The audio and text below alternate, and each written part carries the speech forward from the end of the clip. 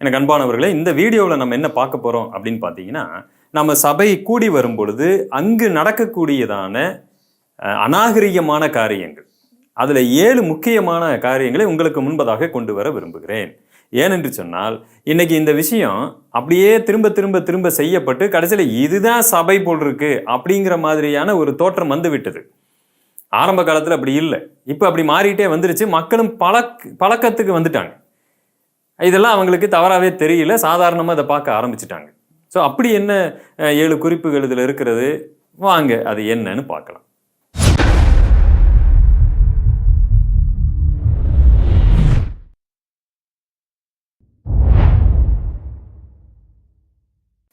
இந்த 7 குறிப்புகளை சொல்லுவதற்கு முன்பதாக இந்த 7 குறிப்புகளும் எங்களுடைய சபைகளில் இல்லை என்பதை நான் தெரிவித்துக் கொள்கிறேன். ஸோ நான் என்னுடைய சபையில் எதை ஃபாலோ பண்ணுறேனோ அதை தான் உங்களுக்கு நான் போதிக்கிறேன். ஸோ அது என்ன அப்படிங்கிறத பார்க்கலாம். நம்பர் 1, விசுவாசிகளை அநாகரிகமாக நடத்துதல். இதுதான் என்னுடைய முதல் குறிப்பாக இருக்கிறது. சமீப காலமாக இவைகள் அதிகமாய் பெருகி வந்திருக்கிறது. என்ன அது? பாரம்பரிய சபையில் கூட நம்ம அதை பார்க்க முடிவதில்லை. ஆனால் இந்த இண்டிபெண்டன்ட் சர்ச்சஸ், ஆங்காங்கு இருக்கக்கூடிய சபைகள், பெரும்பாலான சபைகளில் விசுவாசிகளை அநாகரிகமாக பேசும் முறைமை சர்வசாதாரணமாக வழக்கில் இருக்கிறது. நீ வா போ, மிகவும் ஒருமையிலே பேசுதல், அவர்களை ஒரு அடிமையை போல பேசுதல். யார் உங்களுக்கு அந்த அதிகாரத்தை கொடுத்ததுன்னு நான் கேட்கிறேன். விசுவாசிகளை வேதம் எந்த இடத்துல வைத்திருக்கிறது? ஊழியர்களை வேதம் எந்த இடத்துல வைத்திருக்கிறது? அப்போஸ்தலனாகிய பவுல் சொல்லுகிறார், நாங்கள் பண்ணை ஆட்கள், நீங்களோ தேவனுடைய பண்ணைகள் என்று சொல்லுகிறார். அப்படின்னா நாங்கள் சாதாரண வேலைக்காரர்கள், ஆனால் நீங்கள் மாளிகைகள் என்று சொல்லுகிறார். அந்த அளவுக்கு விசுவாசிகளை உயரமான இடத்துல வைத்து பைபிள் போதிக்கிறது, பரிசுத்த ஆவியானவர் போதிக்கிறார். ஆனால் இன்றைய சபை போதகர்களோ மிக மோசமாய் அவர்களை நடத்துகிறது உண்டு. அடிமையை போல ட்ரீட் பண்ணிட்டு இருக்கிறாங்க. முதல்ல நான் சொல்றேன், விசுவாசிகளை ஒருமையில பேசுவதை தயவு செய்து நிறுத்துங்க. ஏன்னா படித்தவர்கள், அவங்க நல்ல வேலையில் இருக்கிறாங்க. வெளியிலிருந்து புதிதாய் வரக்கூடியவர்கள் இந்த நடைமுறை நிகழ்வை எல்லாம் பார்க்குறாங்க. அவங்க எப்படி இதை பார்ப்பாங்க? கொஞ்சம் யோசித்து பாருங்க, சிந்திங்க பிரியமானவர்களே. ஆகவே தான் நம்மளுடைய சபைகள் இன்றைக்கு மற்றவர்களால் மோசமாய் பார்க்கப்படுகிறது.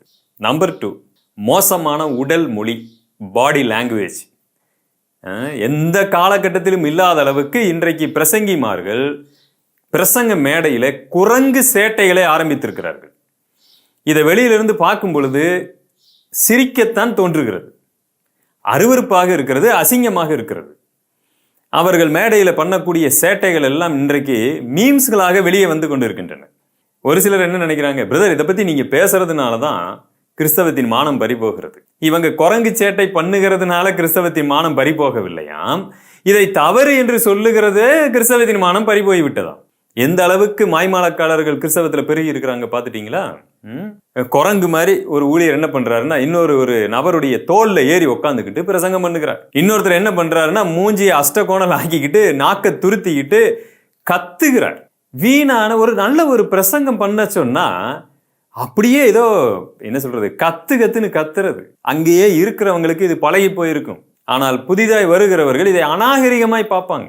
எத்தனை இடத்துல நீங்க பிரசங்கங்கள் வெளியிடங்கள்ல கேட்குறீங்க. மற்ற மதத்தினர் சில இடங்கள்ல, எவ்வளவு இடங்கள்ல அழகாய் பேசி கொண்டு இருக்கிறார்கள். ஆனால் நம்ம ஆட்களை பாருங்க, பல இடங்கள்ல அநாகரிகமாக கத்திக்கொண்டு, ஏன் கத்துறாங்கன்னே தெரியல. நிறைய பேர் என்கிட்ட கேட்கறது, ஏன் இயல்பாவே நீங்க பேச மாட்டீங்களா?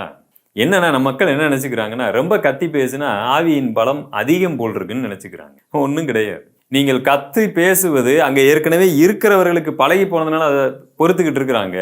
ஆனால் நீங்கள் புதிதாக யாரையுமே என்ன செய்ய முடியாது, ஆதாயப்படுத்த முடியாது. உண்மையிலே சிந்திக்கக்கூடியவர்கள் இவங்க யாருமே இந்த பக்கமே வரமாட்டாங்க. ஏன்னா நம்மளுடைய பாடி லாங்குவேஜ், நம்ம பேசக்கூடிய முறைமைகள் இது இயற்கையானதாக இல்லை, மிக செயற்கைத்தனமாக இருக்கிறது. இதை யாராவது இல்லை அதெல்லாம் நான் ஒத்துக்கொள்ள மாட்டேன் அப்படின்னா ரைட், உங்களுடைய நம்பிக்கை அப்படி இருக்கிறது. என்னுடைய அபிப்பிராயத்தை நான் தெரியப்படுத்துகிறேன். ரைட்.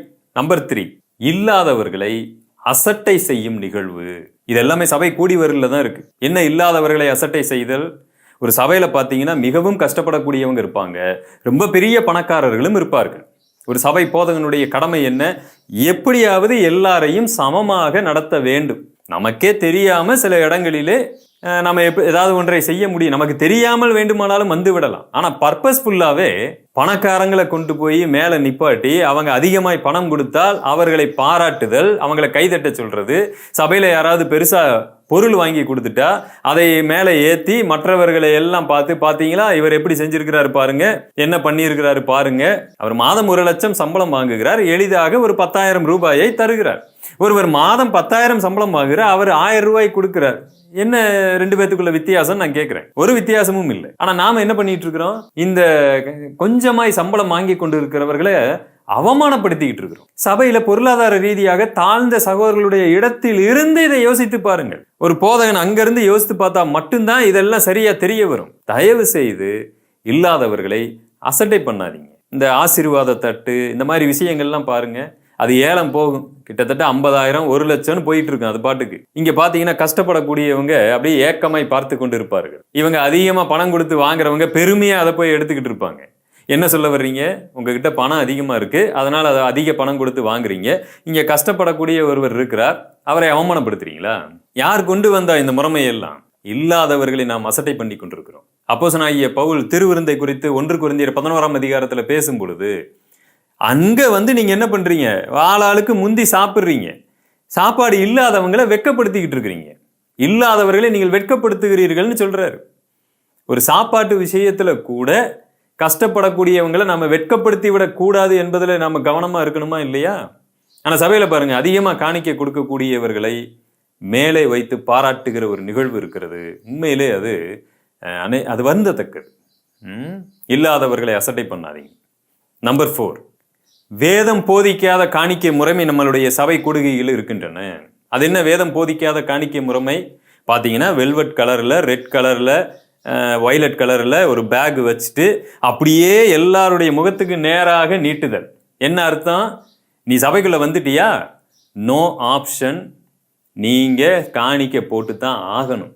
சபையில நான் ஏற்கனவே சொன்ன மாதிரி பணக்காரங்க வருவாங்க, மிக கஷ்டப்படக்கூடிய ஒரு நபரும் உள்ளே வருவார்.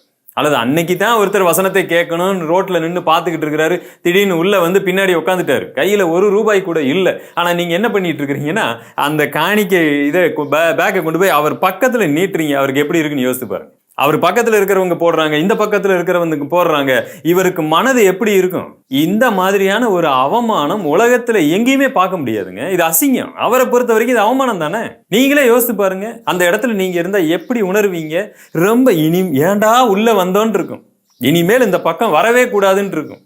அடுத்து ஒருத்தர் சபைக்குள்ள போனா என்ன யோசிப்பாரு? அட்லீஸ்ட் கையில 1 ரூபாய் கூட இல்லாம உள்ள போகக்கூடாது, அல்லது காணிக்கையெல்லாம் முடிஞ்சதுக்கு அப்புறம் உள்ள போகணும்.